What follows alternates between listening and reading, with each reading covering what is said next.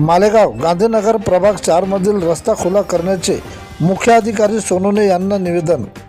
मालेगाव शहरातील गांधीनगर भागातील प्रभाग 4 येथे काही नागरिकांनी रस्त्यात अतिक्रमण केल्याने तो त्वरित मोकळा करण्यात यावा म्हणून महिलेने नगरपंचायत मुख्याधिकारी सोनवणे साहेब तथा नगरपंचायत उपाध्यक्ष महादेव खवले यांना दिले निवेदन।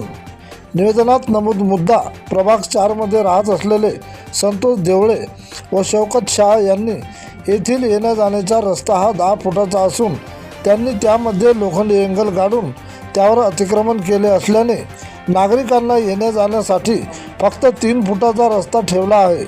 यामधून जाण्यास त्रास सहन करावा लागत आहे।